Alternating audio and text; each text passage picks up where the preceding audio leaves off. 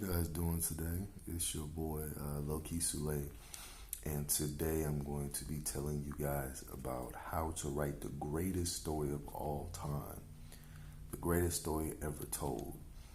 And I'm going to tell you the one secret ingredient that you need to write the greatest story of all time. So, you guys, listen to me for the next 20, 30 minutes, and hopefully you learn something. So, the number one thing that you need, of course, is an introduction. You have to introduce whatever it is that your topic is, you know.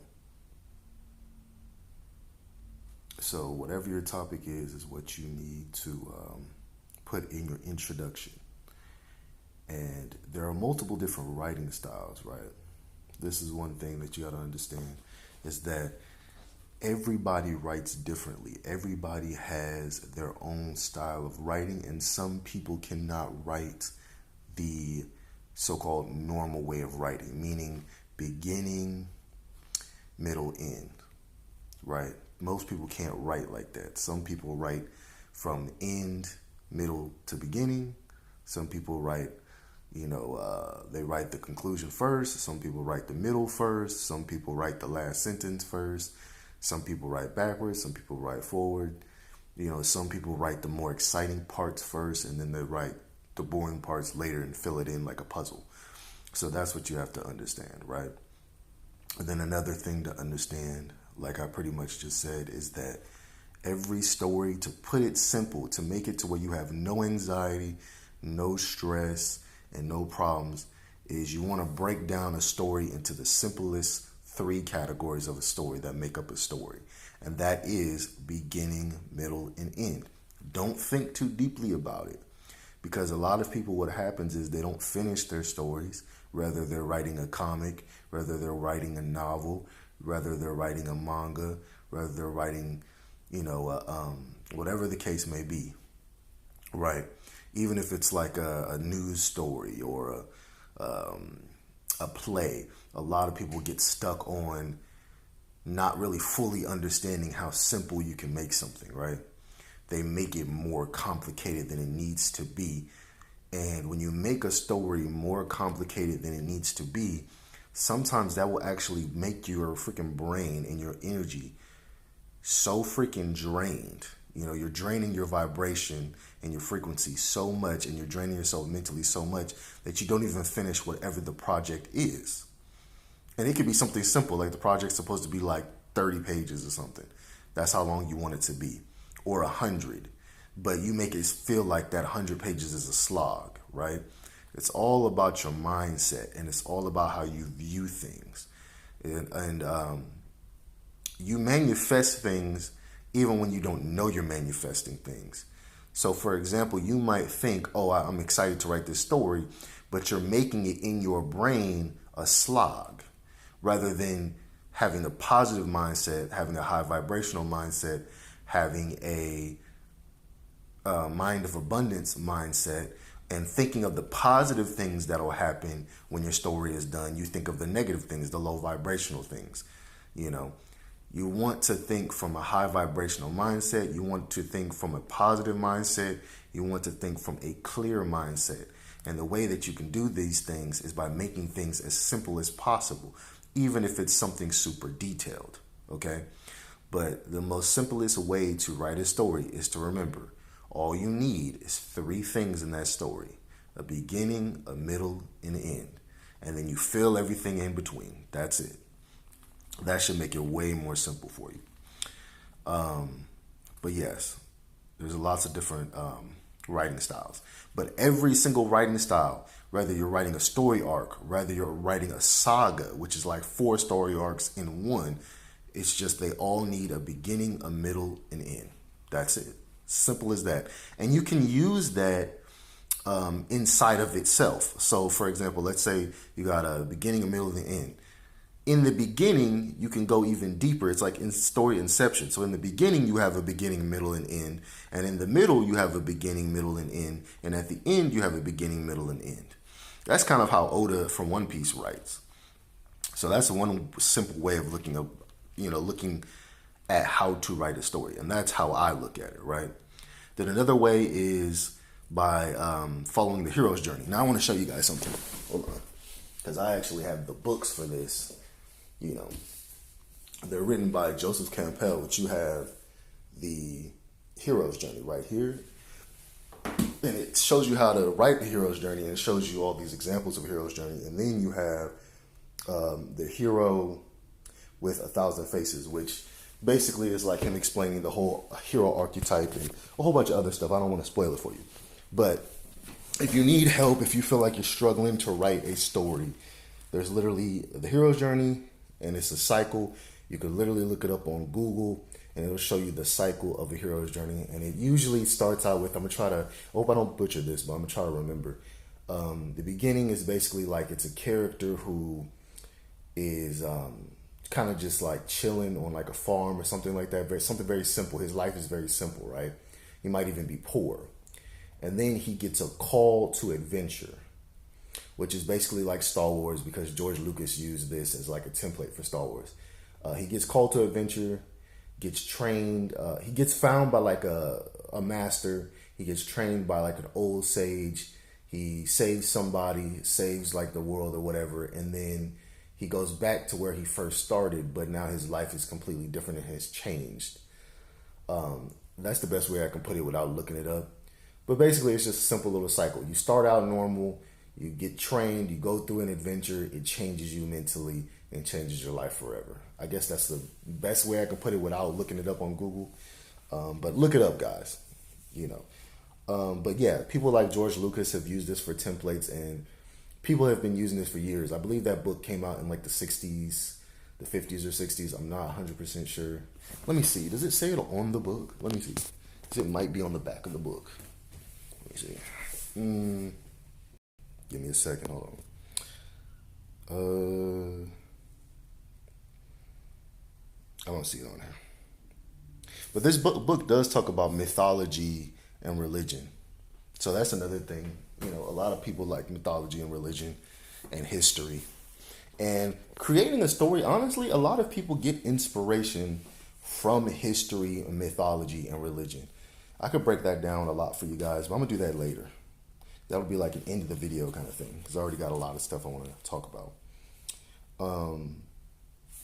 Let me go to the next page. Now, next will be style, personality, clothes, powers, backstories, weapons, writing styles, and art styles, because it's all about style. You know, so to get more deep into style, I already explained writing style to you guys, but style is multiple things. It's how your character walks and talks, their personality, their clothes, the power they have, the backstory they have, the weapons they have, and the art style if you're writing like a comic or a manga. So this is another thing that you have to understand about your character. There's a thing called aura, and you can give your character different types of aura depending on what their weapons, their powers, their backstory, and their clothes are. So for example, you're literally creating different archetypes and different auras and different characters that different people will relate to. So to make it more simple, you can have a character kind of like Vegeta from Dragon Ball Z. There's a lot of people that like him because he starts out as a villain, which makes him badass, because we all kind of like that edgy villain character in rather it's manga, rather it's anime, rather it's fantasy novels, rather it's freaking fantasy movies. We all kind of like that edgy character who's kind of evil but then becomes good. But Vegeta was very evil, but you get what I'm saying. He starts out as an edgy, evil person who kills people all the time, and then he be slowly, and he has one of the best character arcs ever in history. I mean, character development and character growth. I mean, he changes so much. The transition from him being a literal villain who just kills people, a warrior who conquers planets and is under the rule of Frieza, who is basically like a space Hitler. The fact that he goes from being a warrior like that to being a good warrior, a clean one, a kind one, one that cares about his family, one who sacrifices his life for his family, it's actually pretty crazy. It's really fun to watch his character growth. And I will say, though, depending on which Dragon Ball series you're watching, it can be kind of confusing because it can go up and down sometimes, with his character. like comparing like the early Dragon Ball Z to the end of Dragon Ball Z to Dragon Ball Super, where they kind of low key retconned him a little bit. Dragon Ball Super, even though it's considered like a conclusion to Z, it's like it's literally right after they beat Boo, so it's in between the end of Z and after they beat Boo. But I look at it more as like a parallel timeline because it makes no sense if you put it in between that spot. And I still don't really fully understand why they did that when they could have just made it after Z, and it just would have fit so much more better into the story and would have made more sense. You know, them being super strong at the end of Z in base form, you know, when Goku's fighting Oob would make 10 times more sense if they did it like that. Because it's like, okay, he's already strong, he trained, he's Super Saiyan 3, boom, now he's in base form. And then after he gets Boo or whatever, I'm not Boo, Oob, after he flies off with Oob, it's like he trains with him for like a year or two. We get to see that training. Then Beerus gets awoke. And then we have the whole story of Dragon Ball Super. Do you know how better that would have been just writing wise? It would have made more sense. You know what I'm saying? And it just would have been more enjoyable. You know, I mean, just imagine Goku and Oob and freaking Vegeta and Gohan and Teen freaking Trunks and Goten, and they're all training with Beerus and stuff. And we see all that stuff, Jiren and all that stuff happening. It just would have been better, and we would have seen a more mature Goku going through the training. So I mean, that's just for me. That's off topic, but that's how I feel. But let's get back into this. All right, so style is the biggest thing. You know, weapons. I mean, let's look at Trunks for example from Dragon Ball Z. We love his style of how he's dressed. He got the Capsule Corp jacket, the purple one. He has the sword. He just has the aura. He's a Super Saiyan when he pops up. It just makes you like him. Like everything about him screams a certain type of aura. It screams a badass aura. And then him also being unknown and unpredictable, and us not really knowing a lot about him also gives him kind of a screen of aura just around his body. It's just like, oh, this he cool as hell. I'm trying not to cuss. You're just like, man, he's so cool. When I was like 8 years old and I first saw Trunks, I thought he was like the coolest character ever. Let's see somebody else. We can look at somebody like Zoro from One Piece. Zoro has 3 different swords that he uses. He has 3 sword style, 1 sword in his mouth, and 2 swords he uses in his hand, his left and right hand. And his swag is nice. He's a very simple character, but he has a backstory. We know that he had the girl that he trained with, and she died and fell down the stairs. I don't know if I believe that fully, but she fell down the stairs. And that's something that we all know is deep inside of him and is what basically makes him want to be a swordsman. It's like he wanted to be the strongest swordsman ever, but she pushed him to be even greater because she was greater than him as a child. But then she died, and it made it to where he would vow that he would be the greatest swordsman ever. That's what he told her dad, and the dad gave him the sword and everything. So, you know, it's like he has that backstory to him that makes you like him even more. And then it's just on a basic level, a swordsman is just cool. So it gives him just a string of aura, just automatically. And he has his own aura to him. Like him and Trunks, Zoro and Trunks, you don't get the same feeling in your body with Zoro as you do with Trunks. It's a different feeling, but you still have this feeling of, oh, this character is badass. Does that make sense? Every character gives you a certain type of aura. None of their auras are the same. You don't feel like a character is the same exact character. They all feel different. They all have their very distinct and very different characteristics, personality, and aura around them.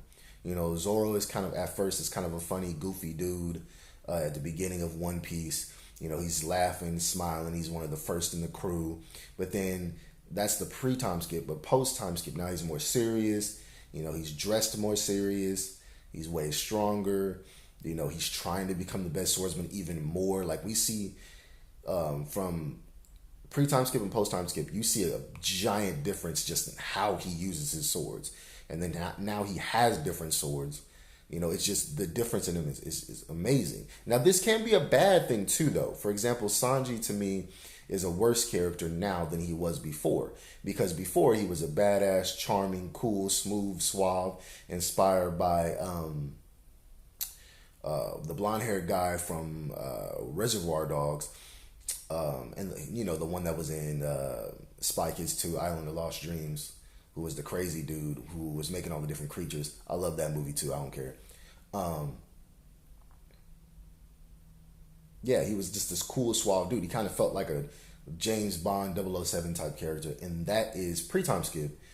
And don't get me wrong, he did still flirt with girls and was hella extra, but it was kind of cute in a way and kind of charming. It added a charm to his character. Post time skip Sanji, how he acts around women is so weird. I mean, the whole going to Fishman Island and just the bloody nose thing was just cringy as hell. It was a joke that just went on for way too damn long. Him being invisible in Wano trying to sneak to see Nami naked. It's just like, okay, bro, you're doing the most and you're making me hate Sanji and you're assassinating his character. Now, I liked him in Whole Cake Island. Whole Cake Island is one of the most enjoyable arcs that I watched when it comes to One Piece. But it's just like, like Oda assassinated his character so much. There are some good character points though still, and you're gonna make mistakes sometimes writing a story that's that long in over 20 years. But Sanji just, his character has been so assassinated. I do like the part where he asks Robin for help and gives Robin a little more screen time because she doesn't really get a lot of screen time. But overall, it was just like, like this is just freaking annoying. So yeah, sometimes changing your character and making them a certain way can ruin your character. Like you can have character degrowth, and Sanji's one of the ones that had degrowth. So you want to be careful with that. But yeah, so that's all we really have for style. Again, it's all based on the personality of the character, the clothes of the character, the powers of the character, the backstory, the weapons, the writing style, and the art style, depending on if you're writing a comic or a manga. Now let's get to inspiration. Now, inspiration and being able to break down your inspirations and why you like them so much is a really good thing to have. Okay, you want to be able to know why you like a story and why others like a story. It's like a puzzle. You're breaking down all the best parts and all the best qualities of a story. And basically, for your story, taking from the inspiration and putting it in your story and making it even better. It's literally like you're taking apart a body that has like the most healthy lungs, and you're taking those healthy lungs and putting it into your body to make your body more healthy. Best way I can put it. So the first example of this would be Harry Potter. The reason why we all love Harry Potter and why I personally love it is because it gives you this feeling of being a child again. And it's very magical and whimsical. And it's like a simpler version, a kid version of The Lord of the Rings. It's also because of Hogwarts. Now, you can't tell me that you didn't think and wish that you could become a kid again just so you could go to Hogwarts and kind of run around the building. Hogwarts is so magical, it's literally like embedded in your mind. It has so much of a childlike wonder to it. You wish you could explore it still as an adult. Your inner child still wants to go to Hogwarts, even though you might be 30 years old.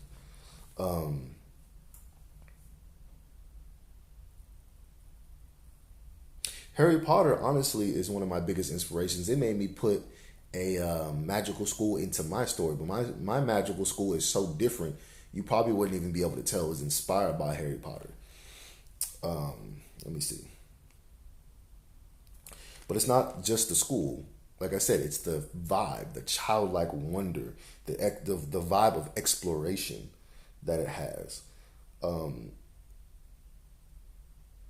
it's this too. I think a lot of kids, when they read this thing, if it was a kid that was getting abused or bullied at school or bullied at home, right? It's also the feeling of when you watch the movies, Harry goes from being abused by a family to as soon as he steps outside of his door, a freaking magical bus is picking him up and only magical people can see it, and it's driving around the city. I mean, just stuff like that. The freaking flying car that Ron and his brothers have, just the world of Harry Potter is a childlike wonder and whimsical. I mean, we all have dreamed of being able to be in a car that's flying around. We all have dreamed of stuff like that. You've had a dream of you either flying in the sky or flying in a magical car. At least I have, probably like 5 or 6 times, right? But it's also like going back to exploring the school. I mean, they find all these different secrets about the school. You know, the ghost girl who haunts the bathrooms, and being able to cast magical spells. I mean, what kid wouldn't want to be able to do something that cool? But it's also the magical creatures also. And I also say it's Hagrid too. I love Hagrid for some reason. He's like my favorite Harry Potter character. He's just so chill. He's just like a chill big dude. You know what I'm saying?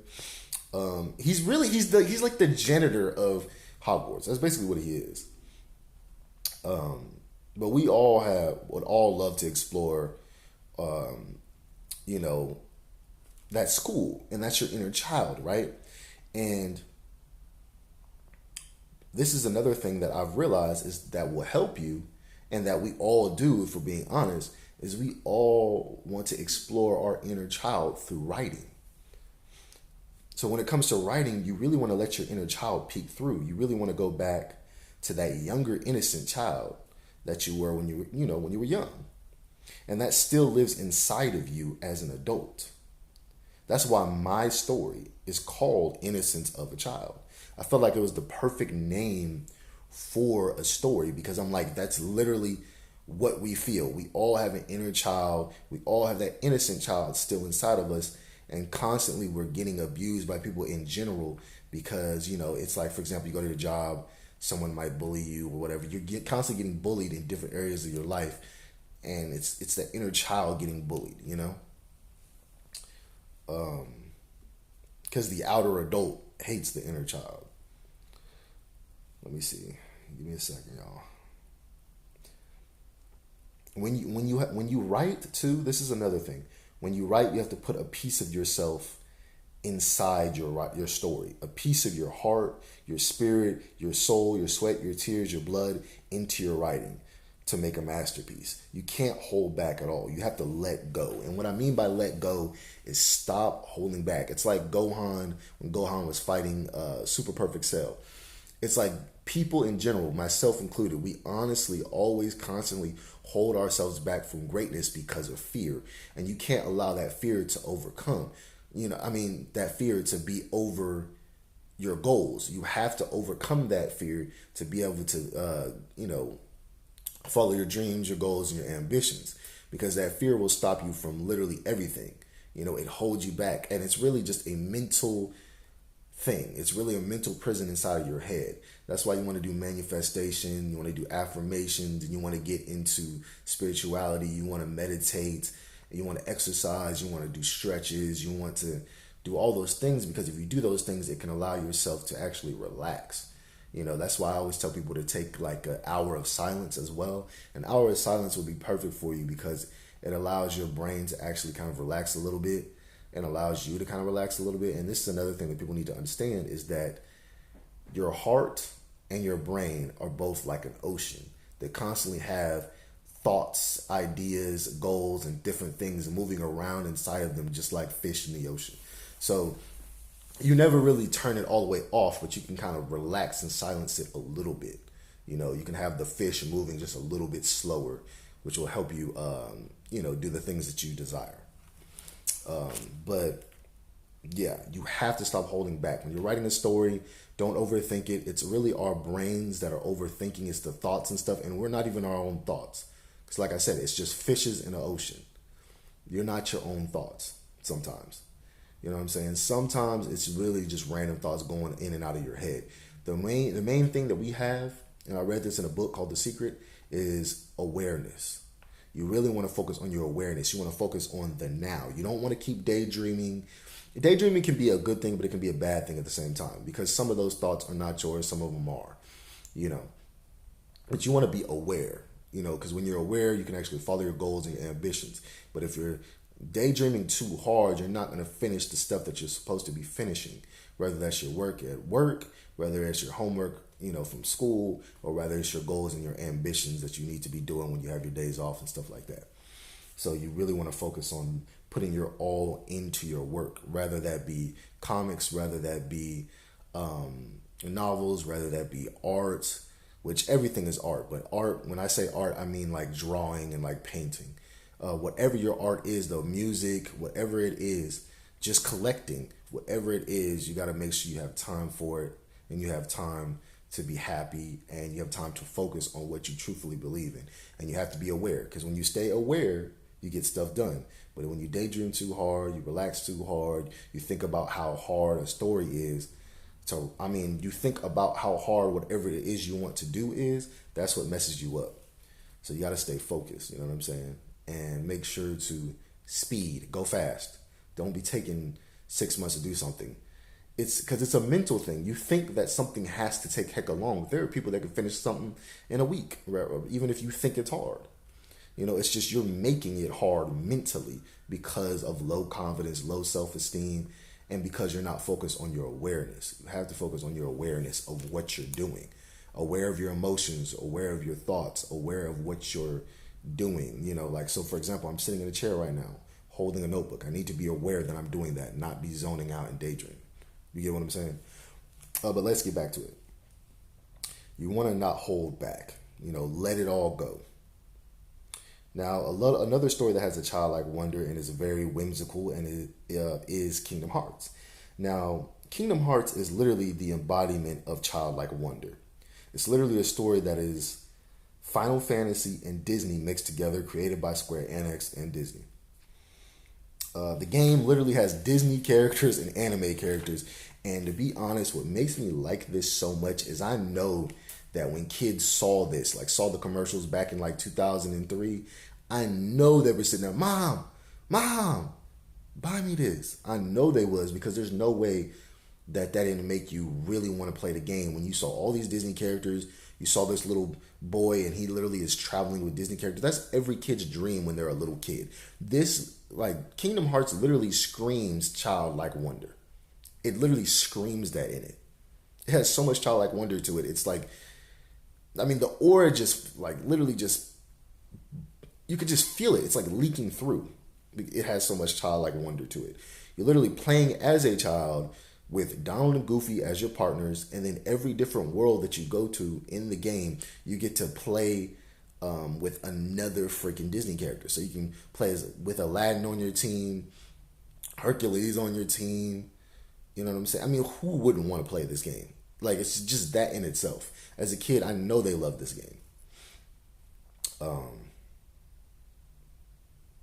The story, honestly, is beautifully convoluted and lovable. It really is. It's so convoluted, over the top, over the years. Like, half of it doesn't make sense, but it's like the idea of the game is so cool and the story is so interesting that you don't care that it's convoluted and you got to buy 15 different games. Some games are on the phone. Some games are on the PlayStation 2. Some games are on the PSP. Some games are on the PlayStation 3. Some games are on the PS2. You know, which the good thing is they have like a whole PlayStation 4 pack where you can buy like most of the games in a pack. Like the one I have has like 5 games on it. But I also believe there's another one that has like 8 of the games on it. I think that one was like $40 when I tried to go and buy it. But the one I got was like 15 and has like 5 of the games on it. So there's multiple versions of that where it has like multiple copies of the game on it. But yeah, super convoluted, but so enjoyable to play. There are people who talk mess about Kingdom Hearts 3. That game is so fun and looks so beautiful. It's like, bro, I don't care if the story makes like Loki makes no sense. You know, and a lot of the stories are just rehashes of like all the Disney movies. I don't care. The game looks cool. The game's fun. I like the convoluted ass story. Like, it is what it is. But this story is just beautifully convoluted and lovable. And there's just something about it that makes you come back to it constantly. And what that is the feeling of childlike wonder. The inner child, you know, sleeping through the veins of the story.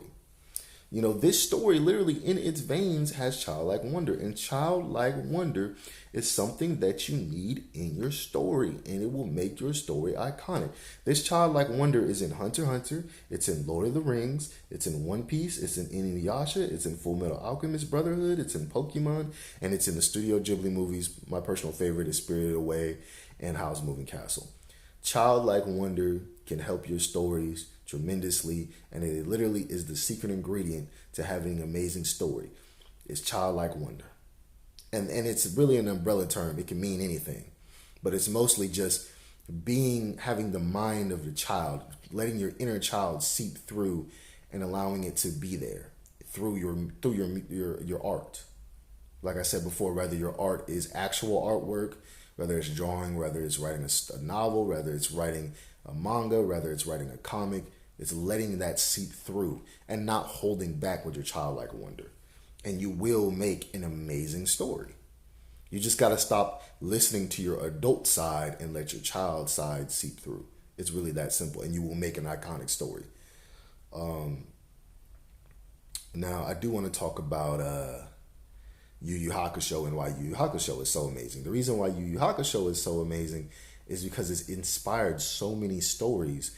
Well, when it comes to Jujutsu Kaisen, when it comes to Bleach, when it comes to Demon Slayer, Black Clover, a lot of these stories take inspiration from Yu Yu Hakusho. Yu Yu Hakusho is literally the original. It's the blueprint for a lot of your action shonen with demons in it. It literally is the blueprint. Now, I'm not saying that there aren't some that that didn't come out before it. There are anime that had demons and stuff like that before Yu Yu Hakusho, but Yu Yu Hakusho is the one who got inspiration from and really liked. And I'm good at breaking down writing, so just give me some time because these videos take up a lot of time. But Yu Yu Hakusho is good for a number of reasons. Number one, it's the blueprint, just like Dragon Ball Z is the blueprint. And it has every character archetype you like. It has the edgy, cool, badass character. That's Hiei. It has the soft but also badass and masculine character of Kurama. It has the lovable idiot, which is Kuwabara. And it has the edgy, very unique main character, an edgy, delinquent manga-style character by the name of Yusuke, who literally smokes cigarettes and gambles at 14 years old, which is freaking hilarious. They don't show it in the anime, but they show it in the manga. And the story is literally about him literally dying. He literally dies trying to save a little kid from getting hit by a car, but it turns out that the little kid wasn't going to get hit either way. If I remember, I think the dub said something like that. Like, you sacrifice yourself for nothing because the kid wasn't going to get hit or something like that, which didn't really make sense because clearly the kid was going to get hit. I mean, it was pretty obvious, but I remember seeing that somewhere. I can't remember if it was the dub that said that. It probably was the dub. But just the start of the story makes you like it. And if you read the manga, it literally has Yusuke going on all these like spirit detective missions. Being a spirit detective is basically like solving mysteries. It literally is kind of like a Scooby-Doo, Batman kind of type of show, you know, like a detective kind of show. Detective Conan, whatever, in the manga. In the anime, it doesn't really do it as much. It's like he dies and then people come to his like it's like low-key a funeral where he's like in his house, everybody's crying and they're sad that he died, whatever, and he's trying to get back into his body. But just the uniqueness of the first couple of chapters is pretty freaking interesting, both in the anime and the manga. They're very different from each other, but they're both interesting. I highly recommend you read them. It is what it is. But Yusuke is a very unique main character. I mean, we don't see a lot of shonen delinquent style characters. You know, I mean, we see delinquents is really like its own manga, its own what's the word I'm looking for? Its own category. Even if you have like shonens like Weave Breaker, I think is what it's called, and freaking what's the other one? Tokyo Revengers. It's like, I believe they're both shonen, but it's like those are new. It's like back in the day there was a lot of delinquent shows, but they weren't like super popular like Yu Yu Hakusho was. And Yu Yu Hakusho is like a unique delinquent show because it's literally like a battle shonen style delinquent show. That's what makes you like it so much, because it's like super unique. And even though there are lots of different delinquent shows, a lot of them don't have like the shonen power-ups, and you know, they're just usually just about a delinquent middle schooler or high schooler that fights other delinquents. You know, it's basically, to put it in black people terms, it's basically like they in the hood and it's two different rival gangs fighting each other. You know, so it's a very unique in that sense. And then it's also just the fact that it's like, you know, we get to see him literally go to the demon world. There's a whole bunch of stuff that goes on. I don't want to spoil it if nobody's watched it, which if you haven't watched Yu Yu Hakusho, turn this video off right now and go watch it. Like, what the hell? But there's a lot of stuff in it that makes it really good. Because it's like, Shiro Togashi, he makes it very simple. it's like it's weird how he's writing a story. It's really simple, but it's like really unique and enjoyable to read.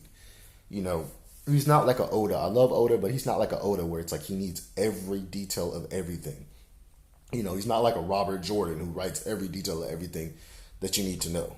It's like he just writes the story he wants to write, and it just comes out really good.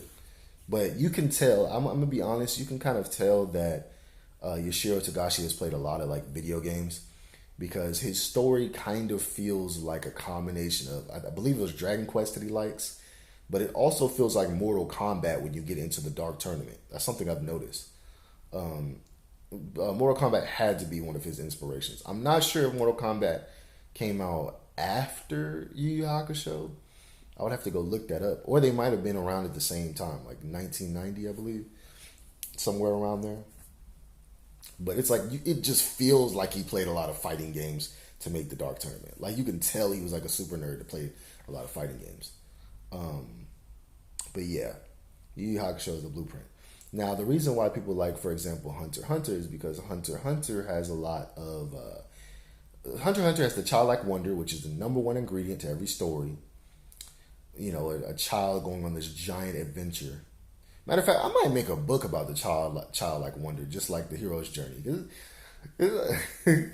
Man, I'm like a professor. I am a professor. I'm a grandmaster teacher. You feel me? But yes, the reason why Hunter x Hunter is so enjoyable is because it's so damn unpredictable. Hunter x Hunter starts out feeling kind of like a Pokemon, a One Piece, Legends of Zelda kind of mix. And then out of nowhere, it turns into a freaking mafia movie when they get to freaking York New City. And then it turns into like a video game, you know, in Greed Island. And then it turns into like this like long, low-key, scary movie kind of thing when it comes to the Chimera Ant arc. You know, it's just like the arcs feel completely different. And it literally, the whole story is unpredictable. Killua's brother, it turns out Killua's brother was in the freaking Hunter exams. That's mind blowing. You know, Killua being unpredictable. Like, he looks like a normal, cute kid, then it turns out he's an assassin. What the hell? You know what I'm saying? It's like the whole story in itself is unpredictable. And even if you think in your head, oh, I know exactly where this is going. No, you don't. No, you don't. Because a lot of people be thinking that that's why I always recommend people to watch more than 3 episodes of Hunter x Hunter, because you might watch the first 3 episodes and think it's boring, and think it's some kind of Pokemon-like thing, even though Pokemon is amazing. I don't know why you wouldn't like Pokemon, but there are some people that will stop at the first 3 episodes and think it's boring, or there's people that will stop in the middle of an arc and think it's boring. And I'm like, I don't know how you can literally read or watch Hunter x Hunter and think it's boring. Like, there's something wrong with your brain. But then we'll say something like JJK is amazing, but whatever. But yeah, the reason why that story is so big is because of how unpredictable it is. It literally should be called Unpredictable X Unpredictable because of how unpredictable the story is. And then, of course, I don't even have to say anything about the Studio Ghibli movies. I mean, they literally scream childlike wonder. Literally. Kiki's Delivery Service, that movie is so long. It's like 3 hours long for no reason, but I do like it. Spirited Away, I mean, come on. I mean, Howl's Moving Castle. And the Pokemon movies have the same childlike wonder to them.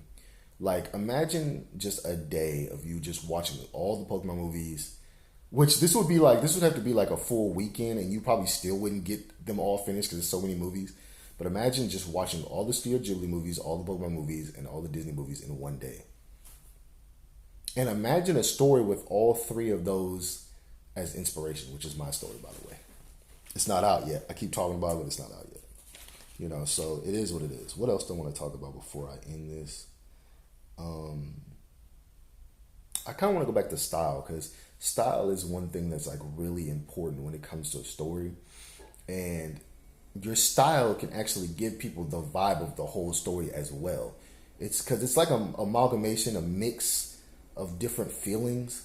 But it's like if you have a certain style, that can basically be the whole point of the whole part of your story. So for example, like D Gray Man is clearly like a gothic manga. It's for people who are gothic, because I freaking watched it, and it's just like the most gothic, sad, depressing style story. Like, The first three arcs that I watched in the anime were just sad and depressing. But it was good. It's good writing, but it's just sad and depressing as hell. The first one being like the puppet. It's like one person's a puppet, one person's real. Pretty deep story. I don't want to spoil it, but I'll just say that because that's part of the story arc. You already know that when you're watching it. And then there's another arc where it's like a woman can control, like they're stuck. She's stuck in like an infinite loop. It's kind of like what's it called, Groundhog Day or Happy Death Day or whatever. But there's that, and it's just the style of the show is very detailed. It's very gothic. If you look at the manga covers, for both that show and what's the other one I'm thinking of? Soul Eater. They're both kind of gothic. There's something that you would have seen at Spencer's, Zoomies, and Hot Topic back in the day, and they probably were. I can't remember back then, but they probably were. I know freaking Invader Zim was, and all the Cookie Monster stuff. Elmo shirts, Cookie Monster shirt, all that stuff. But it's like, and it's funny because shows can also have the gothicness to them, but it also depends on like the comedy of the show, because the comedy of D Gray Man is kind of subtle. It's kind of small because it's more obsessed with being serious than being funny. But Soul Eater is kind of like a healthy mix. Soul Eater is like goofy, but it's still very gothic in its style, and you can tell it's still trying to be like fun and kid friendly and goofy, but it also can be very serious. I would highly recommend both of these shows. If you're into like just shows with just style, you'll love both of these shows. Well, I guess that's all I really want to say for this one video. I hope you guys enjoy it. Like, comment, subscribe, follow your boy. Tell me if you learned anything. I'm gonna try to do more of these. I'm gonna try to stay consistent, but you see how much time it's taking. I mean, it takes like 40-50 minutes to make these type of videos. It takes a lot of research and notes, so I hope you guys enjoy this. This is probably going to be just part one. I'm going to do more of these. I want to do a lot more lectures. I want it to be on a more college-like level, and me being more like a grandmaster teacher that's teaching you guys things. And it's going to take me a while, but I will learn that. I'm going to try to do that as quickly as possible, because I really want it to be like a lecture where what I'm saying makes perfect sense. There's no stuttering. There's no confusion. And what I'm saying makes perfect sense and you understand what I'm talking about. But I am a person whose his mind just be racing. So, but I hope you guys enjoyed this. I hope you guys learned this. I hope this helps your writing. And I love you guys. Peace and blessings.